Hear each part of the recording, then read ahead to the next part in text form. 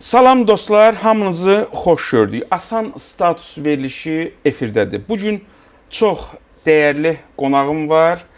Nicat müəllim Məmmədli, Elm və Təhsil Nazirinin müşaviri, siyasi elmlər üzrə elmi tədqiqatçı. Sizinlə mənəm, fəlsəfə üzrə fəlsəfə doktoru Mail Yaqub. Bugün çox unikal bir mövzunu sizinlə müzakirə edəcəyik qısa vaxtımızda. İnkişaf bəşəriyyəti hara aparır? Çox çətin mövzudur, bilirəm, amma fərqli yanaşma olacaq Nicat müəllim tərəfindən. Bizi izləmədə davam edin dostlar. Sizə telefon nömrələrimi xatırladıram. 012 ev telefonlarından 012 56 56 100 və mobil WhatsApp üzərindən 070 65 56 100 bizə yaza bilərsiniz. Bizi həmçinin Asan Radionun rəsmi Facebook deməli səhifəsindən də canlı izləyə bilərsiniz. Nicat müəllim, xoş gördük. Xoş gördük. Vaxtımız çox azdır, amma əminəm ki, səmərəli söhbətimiz olacaq. Bizim professorlardan biri universitetdə deyirdi ki, inkişaf ümumiyyətlə sözü, termini, məfhumu 18-ci əsrdən sonra yarandı.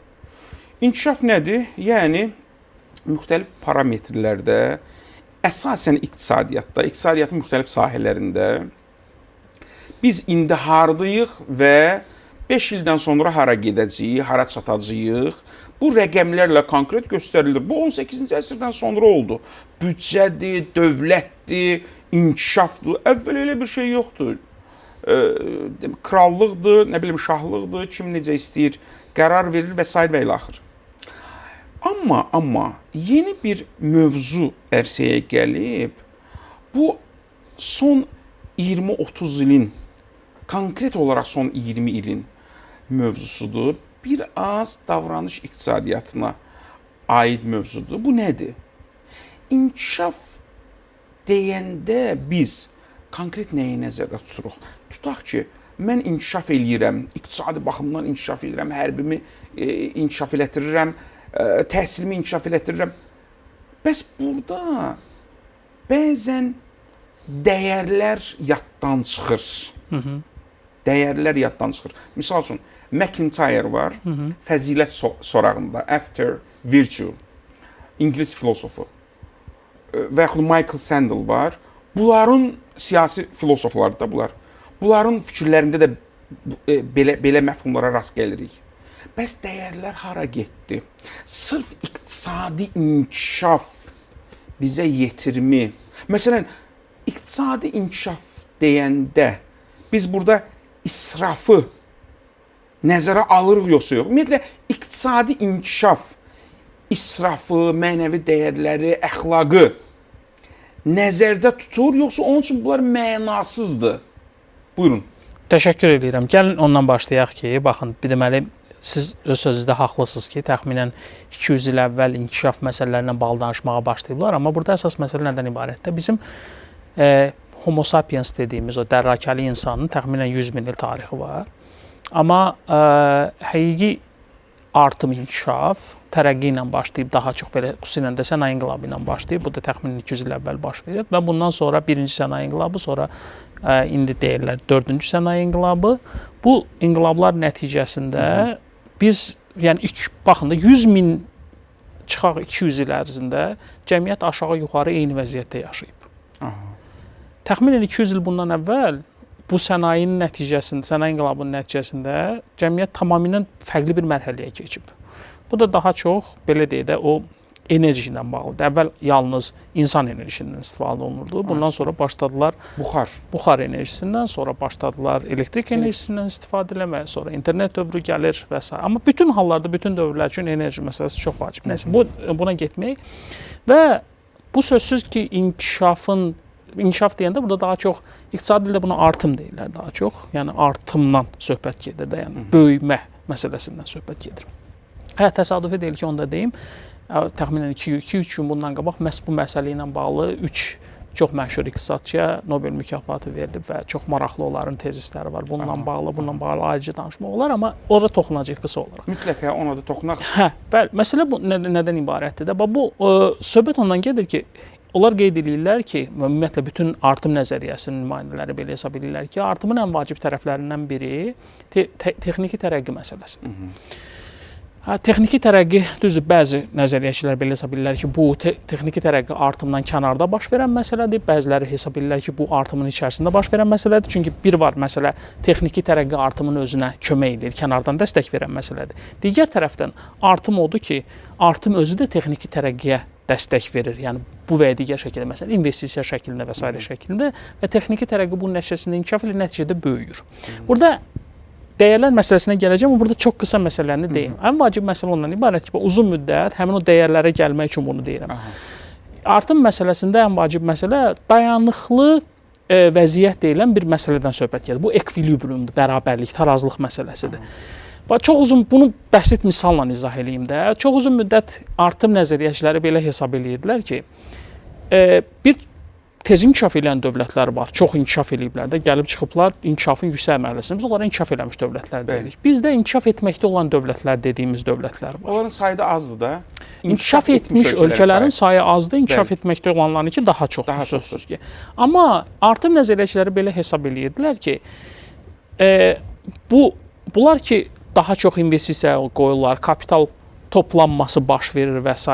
Bunun nəticəsi o olacaq ki, axı, biz nə qədər kapital toplayırıqsa, hər artıq qoyduğumuz kapital, investisiya şəklində qoyduğumuz artıq kapital daha az bizə faydalılıq gətirir.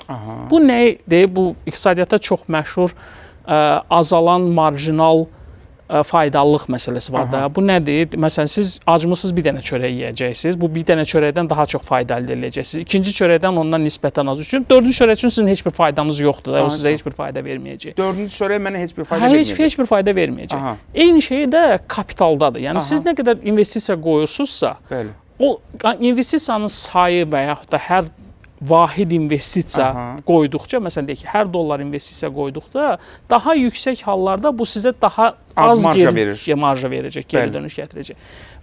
Buradan nə nəticə çıxırdı? Buradan o nəticə çıxırdı ki, axı bu inkişaf etməkdə olan dövlətlərin pulu azdır, bunlar az qoyurlar da investisiyanı. Və bu nəticədə bir hala gəlib çıxacaq ki, həmin o inkişaf etməkdə olan dövlətlər gəlib inkişaf etmiş olan dövlətlərə çatacaqlar. Buna steady state nəzəriyyəsi deyirlər və yaxud da bu tarazlıq nəzəriyyəsi. Amma məlum oldu ki, elə deyil də, gəlib çata bilmirlər axı bunlar tərəqqiyə. Yəni, onlar geridə qalırlar. İnkişaf eləmişlər daha çox inkişaf edirlər. O geridə qalanlar da hələ də yerdə qalır. Bunun izahı üçün institusionalistlər ortalığa çıxırlar. Acemoğlu kimi və s. kimi ki, siz bunları bilirsiniz və izah eləməyə çalışırlar ki, bunun səbəbi o investisiyalardan daha çox, həm də institusionalın, yəni təsisatların vəziyyətidir. Sosial institutlar. Sosial institutlar məsələsidir. Bu sosial institutlar necə təsir eləyir buna? Burada ən vacib məsələ burada ortalığa çıxır. Məsələ ondan ibarət ki, biz nəyi görürük? Biz onu görürük ki, tərəqqi, xüsusilə də texnoloji və texniki tərəqqi. Bu çox ciddi şəkildə həndəsi silsilə ilə inkişaf eləməkdədir. Yəni, baxın da, məsələn, son 200 il ərzində biz hardan hara gəlib çıxmışıq. Doğrudurmu? Bəli. Amma 200 il ərzində bizim təsisatlarımız hardan hara gəlib çıxıb, necə dəyişib? Yəni bizdə dövlət quruluşu aşağı-yuxarı dövlət olduğu kimi qalır. Doğrudurmu? Lap deyək ki, universitetlərimiz böyük ehtimalla belə şəkildə dəyişmir. Bütün təsisatlara, institutlarımıza baxsaq, institutlar texniki tərəqqinin tempinə uyğunlaşmayıblar. Aydındır. Elədirmi? Və bunun nəticəsində o baş verib ki, texniki tərəqqi inkişaf eləyir, gedir qabağa, amma institutlar ona uyğunlaşa bilmədiyinə çox ciddi bir disbalans yaranmış olur. Buradan dəyərlər məsələsinə indi gəlmək istəyirəm. Burada texniki tərəqqinin ən vacib tərəflərindən biri. Düz istəyirəm, mən bunu soruşum, təsbit edək, sonra keçək o birisinə. Demək, burada bu sualın cavabını siz Əcəmoğludan götürdünüz?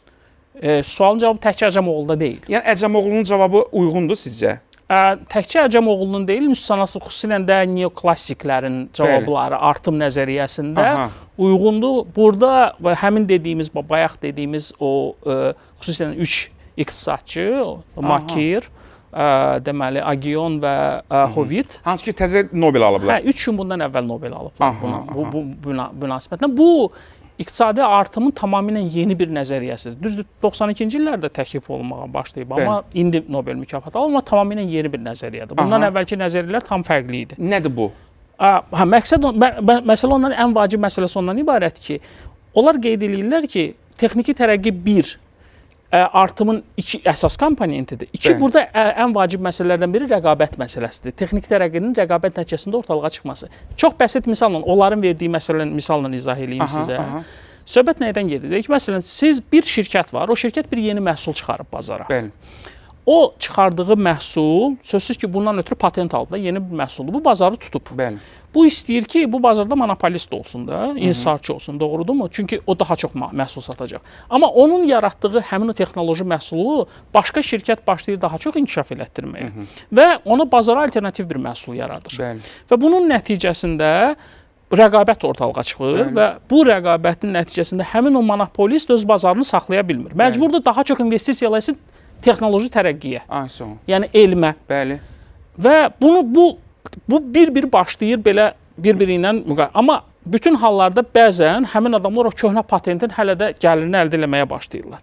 Yəni bu texniki tərəqqi şirkətlər arasındakı bu cür rəqabət nəticəsində ortalığa. Amma bir vəziyyətə gəlib çıxır ki, adamlar başa düşürlər ki, hər qoyduqları investisiya eyni zamanda riskdir. Çünki siz bazara yeni məhsul çıxardırsınız, amma sizdən daha yaxşısını çıxardan olacaq. Bəli, nə qədər çox investisiya eləsəz, bəli. o demək deyil ki, daha çox gəlir əldə edəcəksiniz. Doğrudurmu? Bəli. Və bu bir risk ortalığa çıxardır ki, şirkətlər investisiya qoymaqdan, xüsusilə texniki tərəqqəyə investisiya qoymaqdan çəkilirlər.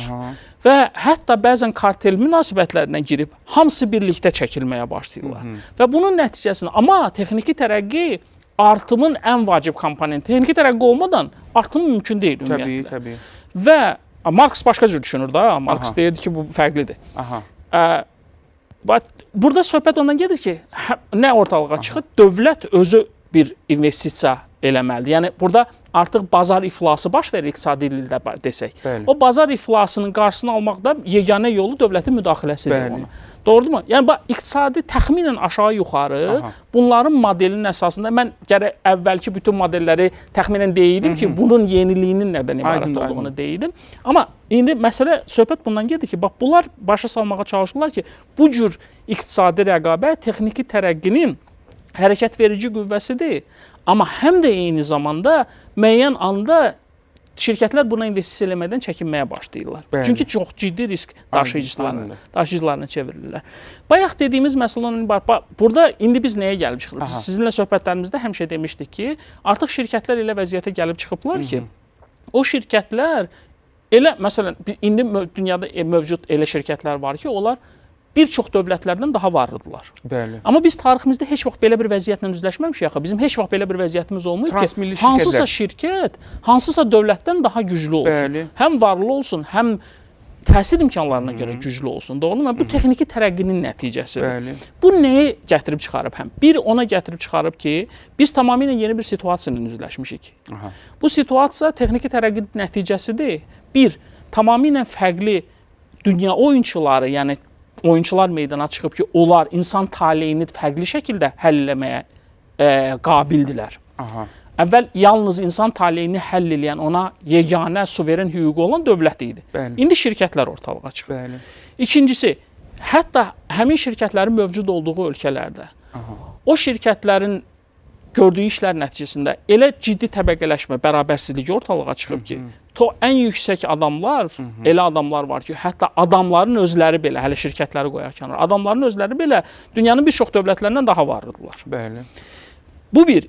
Və üçüncü məsələ ona gəlib çıxıb ki, dünyadakı müxtəlif dövlətlərin arasında çox ciddi bərabərsizlik meydana çıxmağa başlayıb. Bizim hamımızın bildiyimiz belə qlobal şimal var və bir də cənub var ki, onlar daha kasıbdırlar. Bəli. Bayaq dediyimiz məsələ ondan ibarət ki, bax, cənubun şimala çatmağı ehtimalı demək olar ki, yoxdur. Bəli. Və bu, biz başa düşürük ki, həmin o dediyimiz o tarazlıq inkişafı halına bunun iki forması var. Ora çatmaq heç cür mümkün deyil və bu əbədi qalacaq bir bərabərsizlik modelinə gəlib çıxır.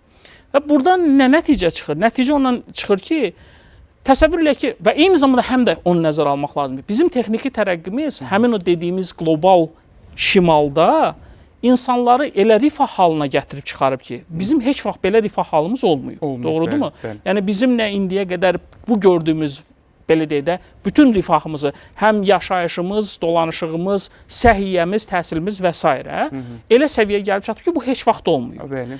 İndi buradan belə bir sual çıxır ortağa və bunu çox ciddi iqtisadçılar ortalığa qoyurlar ki, bundan sonra bu inkişafı bu cür davam elətdirməyə ehtiyac varmı? Çünki çox ciddi bərabərsizliklər ortalığa çıxır və bu bərabərsizlik, bu qədər rəqabət, ciddi rəqabət mühiti.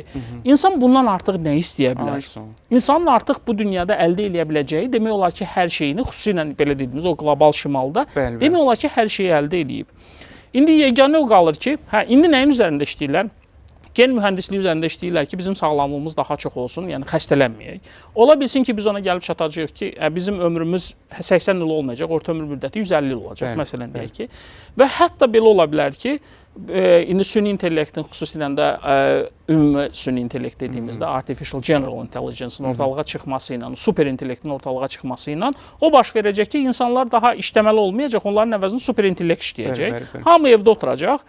Bu halda nə baş verəcək? Hamı evdə oturursa, insan nə cürsə yaşamalıdır, doğrudurmu? Bəli, bəli, bəli. Və bunu, o yaşamı nə təmin eləyəcək? Bu yaşamı insanlara nə cürsə pul verməlisiniz də onun yaşaması üçün, doğrudur. Onda gərək həmin o artificial intelligence, yəni süni intellekti təmin eləyən, hamını robotları, işi robotlarla təmin edən şirkətlərdən dövlət vergi alsın. Doğrudurmu ki, onu versin əhalisinə ki, o necəsə yaşasın. Bu halda baş verir ki, dövlət, axı, heç də ən güclü oyunçu bu halda bir var vergini ayırar adamlar verirdi. Heç birimiz güclü deyildik. Yəni, hamımız bərabər səviyyədə idik. Sözsüz ki, varlılar həmişə var idi, amma varlılardan daha çox verir. Amma indi 2-3 ən ciddi oyunçu var ki, onlar vergi verməsələr və yaxud da desələr ki, mən səninlə oynamaq istəmirəm, bu oyun qaydaları mənə sərf eləmir, dövlət sənə vergi onlardan vergi alıb əhalisini yedizdirə bilməyəcək. İş də yoxdur, çünki işə götürən işçini robotla əvəz edir. Doğrudurmu? Ortalığa həmin dəyərlər dediyimiz dəyərlər məsələsi ortalığa çıxır. Və institutlar həmin şirkətlərlə və yaxud da texnoloji tərəqqi ilə ayaqlaşa bilmir, çox ciddi dəyər böhranı ortalığa çıxmağa başlayır. Yaxşı, biz neyniyəcəyik? Bu halda nə ortalığa çıxır? Gələcəkdə. Gələcəkdə, hə. Təsəvvür elə ki, belə bir həyat fikirləşək ki, heç kim işləmir. Hamı evdə oturub, amma nə cürsə də insanların həyatı təmin olunur. Yəni, konkret olaraq o inkişaf etmiş ölkələr artıq buna yaxınlaşırlar bu mərhələyə. Deyək ki, belə. Bir 30-40 ildən sonra artıq bunun üçün. Belə hesab eləsək ki, 30-40 ildən sonra doğrudan da heç fikirləşməyək ki, məsələn, deyək ki, biz işsiz qalacaq və pulsuz qalacaq. Yox, təsəvvür eləyək ki, robotlar hər şeyi əvəz eləyib, işləməyə ehtiyacımız yoxdur, evdə də işləməyə ehtiyacımız yoxdur. Bunun nəticəsində məhsul ortalığa çıxır. Kimsə bunu almaq istəyir və s. Amma eyni zamanda da bu insanların yaşayışını təmin etmək lazım. İndi burada iki çox ciddi məsələ var. Bu dəyərlərlə bağlı məsələ. Birinci məsələ ondan ibarət ki, bunu iki filosofla demək istəyirəm sizə. Biri Robert Nozikdir. Onun çox məşhur bir eksperimental maşın ideyası var, bir fikir eksperimenti. Deyir ki, təsəvvür edək ki, bütün həyat, yəni utilitar fəlsəfənin mahiyyəti nədən ibarət? Deyir ki, insan həzz almaq üçün də, yəni fayda götürmək üçün mövcuddur. Hər şey ona görə hesabdır. Ləzzət almaq, dərddən qaçmaq. Bəli, hər şey buna görədir. Doğrudurmu? O deyir ki, əgər doğrudan da belədirsə, onda gəlin belə bir maşın fikirləşək ki, insanı qoşmuşuq həmin maşına, o ona bir preparat yeridir, maddə yeridir və bu maddənin nəticəsində o özünü elə bir vəziyyətdə təsəvvür edir ki, o həyatda nail olmaq istədiyi hər şeyə nail olub, onun hər şeyi var, o çox rahat yeyir. Görür, elə hiss eləyir. Hiss eləyir sadəcə. O maşına qoşuludur, amma elə hiss eləyir. Bu bizim, məsələ bizim hissimizdən asılıdırsa, yəni fayda o hissimizdirsə, o halda bu onun üçün yaxşımı və haldır vəziyyətdir, yoxsa yox? Və nə qədər insan bu vəziyyətdə yaşamaq istəyər? Bu sualı verəndə bir çoxlar ortalığa çıxır, deyir ki, mən bu vəziyyətdə yaşamaq istəməzdim. Çünki mən həyatı normal təcrübədə yaşamaq istəyirəm. Təxminən aşağı-yuxarı enişmə, yəni biz işləmiriksə, heç nə eləmiriksə, sadəcə otururuq, ancaq yeməklə və gəzməklə məşğul oluruqsa, başqa heç bir işimiz yoxdur, çünki bizim əvəzimizdə robotlar işləyir. Biz bu həyatı yaşamaq istəyərikmi, yoxsa istəmərikmi? Bu bir etik dəyər məsələsidir. İkinci çox ciddi etik dəyər məsələsi sizin dediyiniz məsələdir ki, bax və bizim də əvvəldə də qeyd elədiyimiz o hissə ki, qlobal cənubla qlobal şimal arasındakı çox ciddi fərqlər. Bugün ölkə var ki, o ölkə o qədər varlıdır ki, onun demək olar ki, əhalisi işləməsə belə uzun müddət özünü təmin edə bilər, əhalisinə pul verə bilər. Amma bəzi ölkələr də var ki, onlar insanları aclıqla, çox ciddi şəkildə mübarizə aparır. Ən elementar deyək ki, sanitar vəziyyətləri yoxdur və s. Axı bu bizim üçün çox ciddi problemdir. Yəni biz başa düşürük ki, bu insanlığın çox ciddi problemidir də. Biz tərəqqini bundan sonra artıracağıq. Yəni inkişafı davam elətdirəcəyik. O inkişaf daha çox kimə xeyir verəcək? Yenə qlobal şimala mı xeyir verəcək? Yoxsa ondan aşağıdakı o cənubdakı adamlar da bəhrələnəcəklər? Yoxsa gəlin belə nəzərdə tutaq. Əgər bu məsələ varsa, onda bu çox ciddi dəyər məsələsidir. Çox ciddi dəyər məsələsidir. Yəni bu toxlar acılara baxacaq yoxsa yox? Orada çox maraqlı bir nəzəriyyə var. Bu təxminən 70-ci illərdə dünyanın müasir dövrdə ən belə deyək də paradoksal məqalələrindən birini yazmış bir filosof var, Peter Singer. Onun çox yaxşı bir məqaləsi var. Peter Singer. Singer, hə. Mən təklif eləyirəm ki, dinləyicilərimiz o məqaləni oxusunlar. Məqalə çox maraqlıdır. Məqalənin adı aclıq, bolluq və əxlaqdır. Aclıq, bolluq və əxlaq. O çox gözəl məntiqi yolla sübut eləyir hətta. Sübut eləyir ki, insanın ən vacib əxlaqi borclarından biri ondan ibarətdir ki, o izafi pul xərcləməsin, həmin izafi pulu xeyirxahlığa yönəltsin, xeyriyyəçiliyə yönəltsin. Nə deyir? Deyir, özü də bu həyatını belə yaşayır. Deyir ki, bax məsələn, mən gedib bir stəkan kofe içmək istəyirəm. Çox normaldır. Kofe içmək insanın normal şərtidir. Amma o kofeni siz gedib yaxşı bir belə deyək də kofe shopda da içə bilərsiniz. Eyni zamanda evdə özünüz də hazırlayıb içə bilərsiniz. Çöldə içsəz onun qiyməti $7, evdə içsəz onun qiyməti $3. Yaxşı olar ki, siz kofeni evdə içəsiniz $3. Həmin yerdə qalan $4 verəsiz xeyirxahlıq məqsədləri üçün. Və bunu nə ilə izah eləyir? Deyir ki, bu insanın əxlaqi borc olaraq qeyd eləyir bunu. Deyir ki, baxın, əgər təsəvvür elə ki, sizin əlinizdə çox yaxşı bir kostyumunuz var, çox bahalı bir kostyumdur. Siz bir məclisə gedirsiniz, məclisə getdiyiniz yerdə bir göl var. Görürsünüz ki, o gölə bir uşaq düşüb boğulur. Sizin iki seçiminiz var. Ya kostyumunuzu bulamamaq xatirinə uşağı oradan çıxarmırsınız və yaxud da kostyumunuzu bulamaq şərti ilə uşağı oradan çıxardırsınız və onun həyatını xilas edirsiniz. İndi siz təsəvvür edin ki, siz uşağı çıxarmadınız və gəldiniz həmin məclisə. Orada dediniz ki, baxın, orada uşaq boğulurdu. Hamı səndən soruşacaq ki, bəs nə oldu? Sən deyəcəksən ki, mən kostyumum bahalı idi deyə mən o uşağı oradan çıxarda bilməzdim, çünki kostyumum bulanacaqdı. İnsanlar sizə necə baxacaq? Hamı sizi qınayacaq, çünki bu əxlaqi cəhətdən doğru deyil. Elədirmi? Siz onu oradan girib mütləq çıxarmalısınız. Bu da deyir ki, bax, tamamilə eyni məntiqdir. Əgər siz bugün tox yaşayırsınızsa, həmin cənubda olan insanlar, o vaxtı Banqladeşdə olan acılıqla bağlı məsələyə münasibət bildirirdi. Deyir, bax, mən burada tamamilə $7 verib gedib kofe shopda kofe içirəmsə, Banqladeşdə olan adam acından ölürsə, bu mənim artıq o deməkdir ki, mən üzr istəyirəm, əxlaqsızlıq eləyirəm. Və bunu əxlaqi borc səviyyəsinə gətirib çıxarır. Buradan çıxış eləyərək, iqtisadçılar belə bir məsələ ortaya qoyurlar. Biz doğrudanmı bundan sonra texniki tərəqqini bundan sonra davam elətdirməliyikmi? Və yaxud da texniki tərəqqini stabil vəziyyətdə saxlayıb, eyni zamanda ona çatmalıyıq ki, digərləri də aşağı-yuxarı, yəni bizim səviyyəmizə gəlib çata bilsinlər. Bu, bugün üçün inkişafın ən ciddi suallarından biri hesab olunur. Və bununla bağlı da təxminən bir neçə gün bundan əvvəl baş vermiş bir çox məşhur bir hadisə var ki, bunu təxminən aşağı-yuxarı bir-birinə əlaqələndirmək olar. Dünyanın 200-dən çox Nobel mükafatı laureatı, lideri və s. Dünyaya belə bir müraciət ünvanladılar. Bu müraciət süni intellektin qırmızı xətləri adlı bir müraciətdir. Onlar belə hesab edirlər ki, süni intellektə qırmızı xətlər qoyulmasa, o süni intellekt bəşəriyyəti artıq məhvə doğru aparan bir yola gəlib çıxır. Yəni, biz texniki tərəqqini artırırıq. Süni intellekti də o səviyyəyə gətirib çıxaracağıq ki, o super intellekt olacaq. O da başqa bir problemdir. O başqa problemdir ki, bəzi insanlar fikirləşirlər ki, bizə ehtiyacı olacaq, olmayacaq. Amma biz təxmin eləyək ki, biz həmişə ali bir belə deyək də varlıq olaraq qalacağıq, o da bizə xidmət eləyəcək. Aydındır. Amma yenə xidmət eləyəcəksə, kimə xidmət eləyəcək o? Aydındır. Yenə həmin varlı təbəqəyə mi xidmət eləyəcək?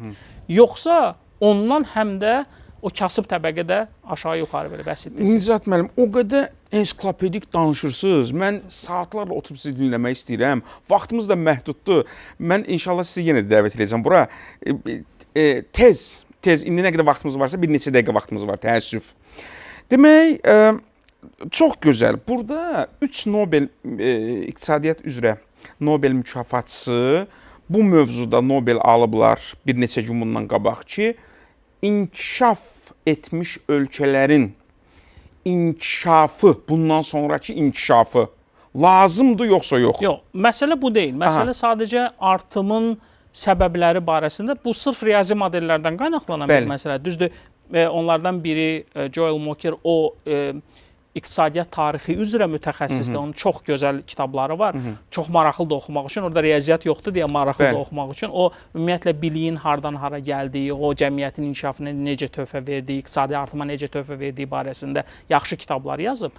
Mahiyyəti əsas məsələ bundan ibarət ki, bizim bu bilik, texniki tərəqqi iqtisadi artıma necə təsir göstərir və biz bunu necə artım modelinin nəzəriyyəsinin içərisinə yerləşdirə bilərik. Sadəcə bizim dediyimiz, bugünkü mövzumuzun mahiyyəti ondan ibarət ki, mövzu məsələ, hamını maraqlandıran, xüsusilə Mokirin də dediyi məsələlərdən biri ondan ibarət ki, bax bundan sonraki həmin o texniki tərəqqini biz hansı səviyyəyə gətirib çıxarmaq, biz yenə də həmin o çox ciddi rəqabət mühitində o texniki tərəqqiyə nail olmalıyıqmı və yaxud da biz müəyyən o steady state dediyimiz, yəni o dayanıqlı vəziyyət və mövcudiyyət vəziyyətində saxlamalıyıq. Bu o vəziyyətdir ki, bu hansı vəziyyətdir? Dövlət bir həddə gəlib çıxır ki, onun əhalisinin sayının artımı ilə adam başına düşən gəlinin artımı daim paralel olaraq gedir. Aydındır. Yəni, hamı normal yaşayır, əhali artır, amma gəlirlər də artır və hamı aşağı-yuxarı yaşayış səviyyəsində davam edir. Aydındır. Bir də var ki, sıçrayışlı artıq olur. Bu texniki tərəqqinin nəticəsidir. Bu sıçrayışlı böyümənin nəticəsidir. Bəli. Bu tamamilə ayrı məsələdir. Onların mahiyyə mövzusu sadəcə onu artım nəzəriyyəsinin içərisinə salmaq. Yəni ümumiyyətlə inkişaf, siz Peter Singel'dən misal gətirdiniz. Söhbət bundan gedir ki, bu bir əxlaq filosofudur. Bəli. Və o əxlaqı düşünür. Bəli. Mən kostyumumu, mütləq, bahalı kostyumumu batırmalıyam palçığa, suya, gedib o uşağı oradan xilas etməliyəm. İş burasındadır ki, dünyanı idarə edənlərin hamısı Peter Singer kimi düşünmür axı. Düzdür.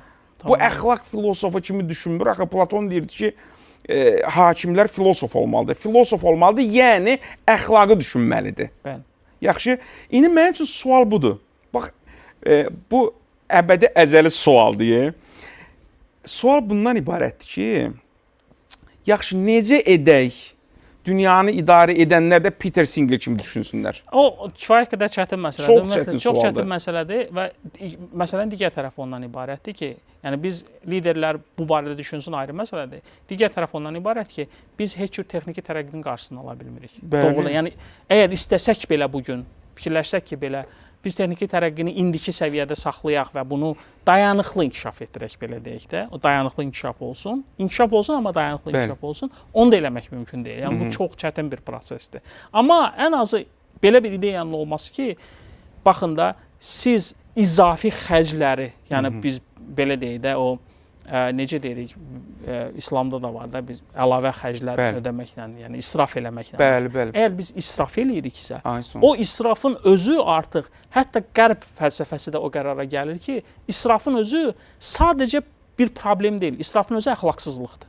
Bəli. Mənəviyyatsızlıqdır. Bəli. Yəni əxlaqın biznesdə, əxlaqın siyasətdə, iqtisadiyyatda o tətbiq məsələsi müqəddəs kitabımızda da var da, onların mallarında sahil üçün, dilənçi üçün və yoxsul üçün bir haqq var. Bəli. Haqq var. Bu çox qəliz məsələdir. Çox qəliz məsələdir. Bir adama gedib deyirsən ki, sənin borcun var, Peter Singer kimi. Mənim borcumdur evdə kofe içim $3, $4 aparım verim ehtiyacı olanlara. Bəli. Mənim bu borcumdur. Bəli. Bu möhtəşəm bir yanaşmadır, amma bu yanaşma yetim qalıb da bir küncdə. Yəni bu bir filin qabağına sanki bir qarışqa çıxartmısan. Doğrudur. Bu yanaşma, bu tərəfdə o texniki tərəqqini tətikləyən güclər o fildir. Bəli, doğru, tamamilə. Fildir, onun qabağına sən bir dənə çox zəif bir səslə deyirsən ki, Afrikada insanlar acından ölür, orada bir baxmaq lazımdır. Doğru. O isə o səsi ya eşitmir, ya ümumiyyətlə onu başa düşmür. Biri fransız dilində danışır, biri Azərbaycan dilində. Çox doğrudur. Burada ən vacib məsələlərdən biri məsələn iqlim dəyişikliyi məsələsidir. Bunu mütləq burada qeyd etmək lazımdır. Məsələn, texniki tərəqqi ona gətirib çıxarıb ki, iqlim dəyişikliyi o həddə gəlib çıxır ki, biz təxmin edirik ki, yəni bir çox alimlərin hesablamalarına görə 100 ildən sonra artıq bizim planet yaşamaq üçün əlverişli bir yer olmayacaq. Hətta. Hə, yəni biz texniki tərəqqini hara aparırıq? Ora aparırıq ki, biz bu planetdə yaşaya bilməyək. Nəhayətdə inkişaf eləyib ölək. Yəni bu təzə bir mövzudur, təzə bir verilişi. Təəssüflər olsun ki, vaxtımız sona çatdı. Mən bilmədim 5 dəqiqə oldu, 10 dəqiqə oldu. Yarım saat çox tez keçdi. Nicat müəllim, çox təşəkkür edirəm. Mən təşəkkür edirəm. Nə yaxşı varsınız, nə yaxşı sizin kimi tədqiqatçı alimlərimiz var. Sizinlə inşallah yenidən görüşəcəyik. Təşəkkür edirəm gəldiyinizə görə, var olasınız. Dəyərli dostlar, siz də sağ olun bizi dinlədiyinizə görə. Ümidvaram Nicat müəllimin, Nicat Məmmədlinin çıxışlarından fayda götürə bildiniz. Mənim kimi çox şeylə öyrəndiniz. İnşallah yeni görüşlərə qədər sağ olun, Allah'a əmanət qalın.